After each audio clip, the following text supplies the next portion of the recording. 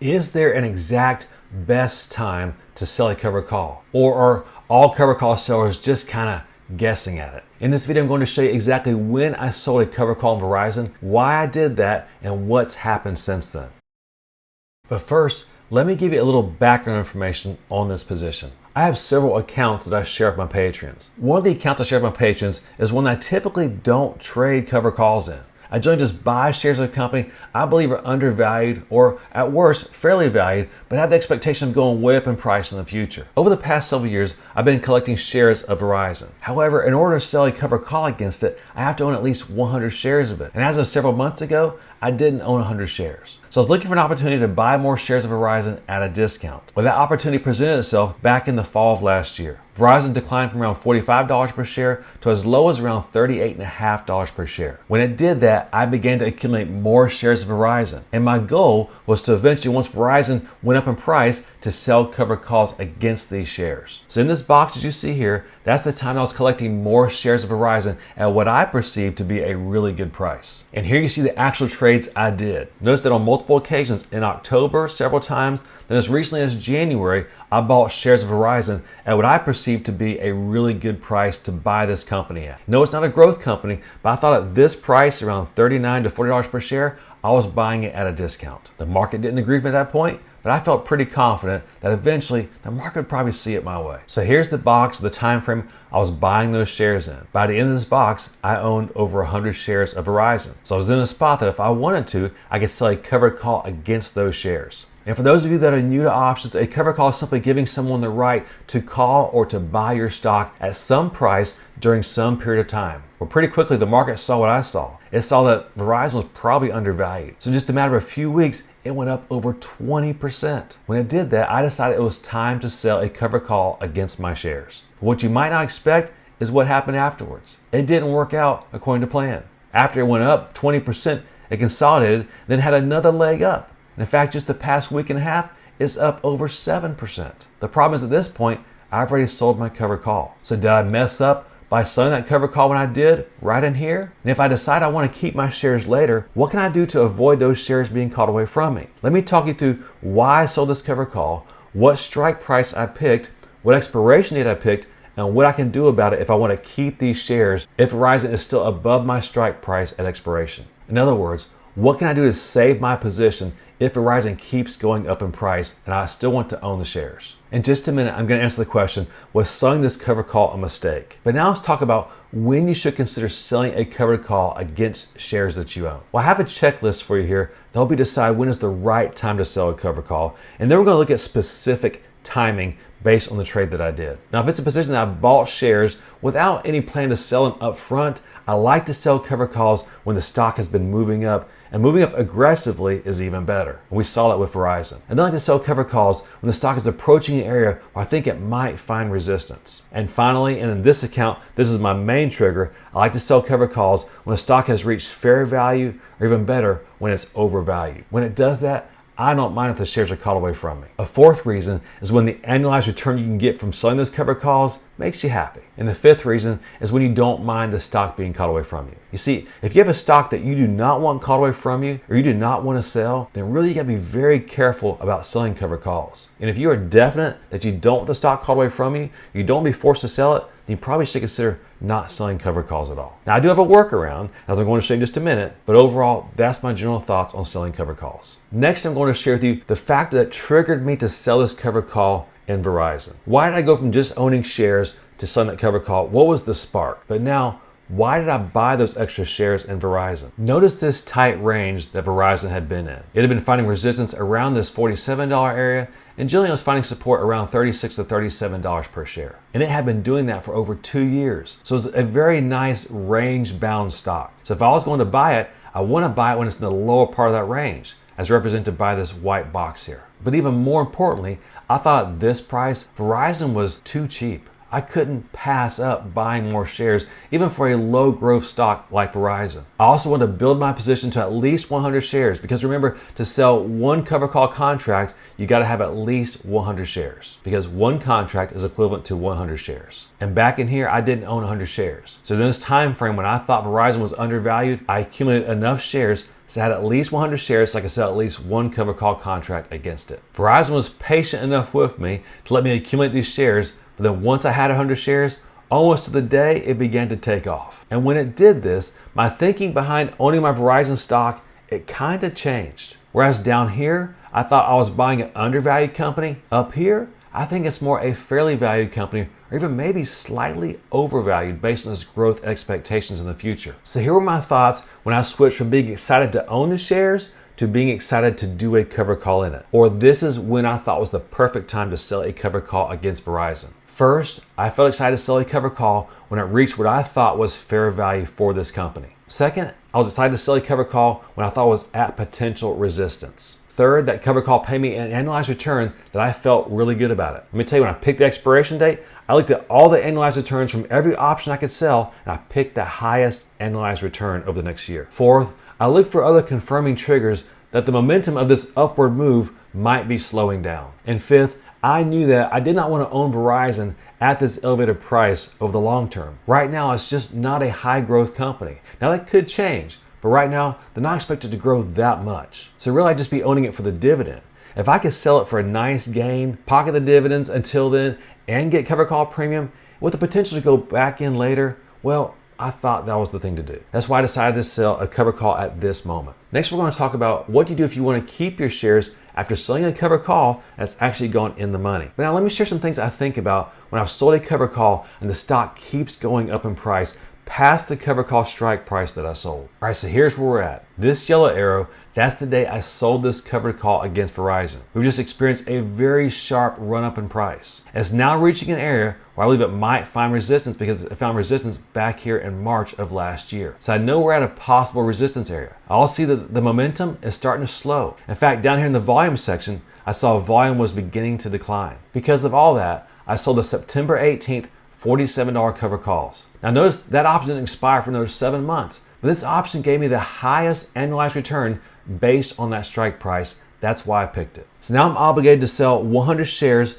of Verizon to whoever bought this cover call option at any point between the day I sold it and September 18th. And just so you see it, here's the actual order that got executed. Notice that I got $1.46 per share for selling that cover call. But here's the problem. Although Verizon did consolidate right at that resistance like I thought it probably would, it then began to go up in price again. In fact, over the next several weeks, it went up another 5 to 10%. Now remember, I've sold this $47 strike price cover call represented by this line here. Now it was trading for up here around $50 per share. Now what? Well, at this point, some option traders get a little bit upset. They say, I sold it too early. I missed out on this upside. I should have waited. This is exactly why people hate selling cover calls. I left money on the table. But let me share with you my thoughts on those questions. In fact, let me share with you my framework for successfully selling cover calls. So when is the right time to sell cover calls? Well, here's 4 important things you want to consider. First, only sell a cover call at a strike price you'd be very happy to sell the stock at. Second, look at your momentum. If you're trying to time it,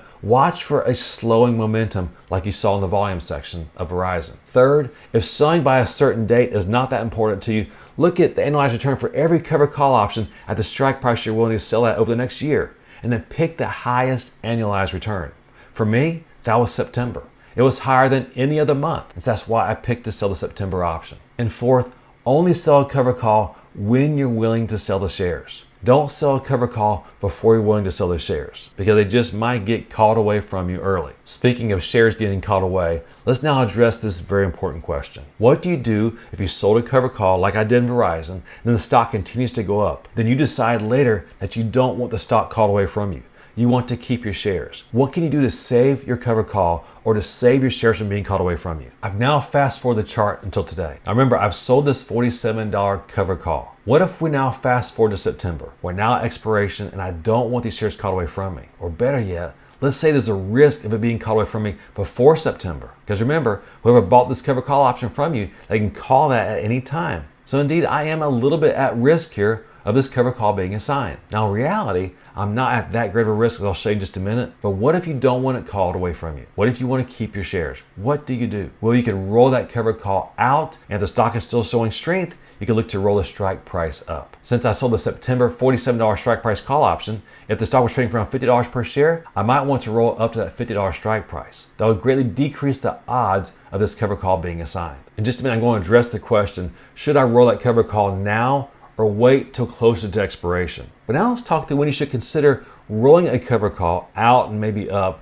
as compared to letting the cover call be assigned. Here's my short little checklist. I will look to roll a cover call instead of it being assigned when I have these two things. First, I have to be able to collect some nice premium for rolling that cover call out as I roll it up or farther out in time. Second, I'll only do that if I think there's future upside for the shares that I own. You see, if it's going sideways or down, I would just let the shares be called away from me. And if I can't get enough premium, why stick with the position? No growth, no premium, it's time for me to get out. But if I think there's a possibility the stock might continue to go up and I want to participate in that increase in price, then I'll look to roll my cover call up in strike price. Next, I'm going to answer the question, did I make the right decision to sell a cover call? But now let's address the question, should I roll that cover call now or should I wait till later if I want to keep these shares of Verizon? Let's play a scenario here. Let's say it's now September and I'm still in this cover call position in Verizon. And let's say I want to roll this cover call. What could I do here? Well, I'm now put up the option that expires this Friday, so just in about 2 days, you see here. I pull up that $47 strike price cover call. Notice it's trading for around $1.30 per share to $1.55 per share. So let's just say we could buy that cover call back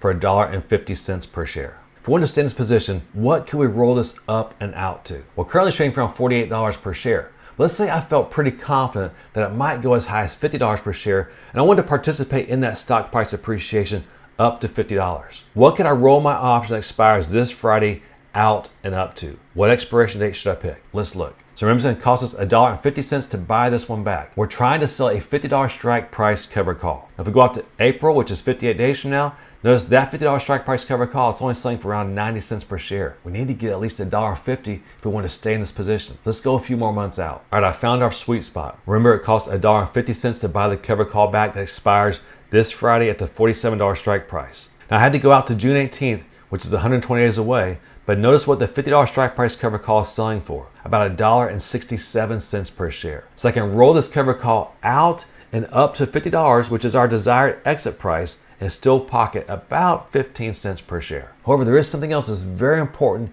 you want to keep in mind if you don't want your cover calls assigned. This is especially the case if it's a dividend paying stock. In fact, as you see here, Verizon goes ex-dividend on April 10th. That's a pretty good dividend. It's over 70 cents per share. So if you sold a cover call, you want to watch the extrinsic value of your cover call, because if it's less than 70 cents per share, it's very likely that cover call will be assigned early. That's exactly why you see I have this alert set on my broker. So as you see here, I have an alert set on Verizon. And if the extrinsic value of the $47 options that expire in September, if the extrinsic value drops below 70 cents per share, I'll get this alert. That'll trigger me to review my cover call position in Verizon. If I don't want it called away from me, I can adjust it like I just showed you could consider doing. However, even though our $47 September cover call is in the money, we're in no danger of it being exercised early or assigned early. You see the extrinsic value is $2.35 per share, and our dividend's only 70 cents per share. So still plenty of extrinsic value in that $47 cover call, so we're almost at zero risk of that cover call being assigned early.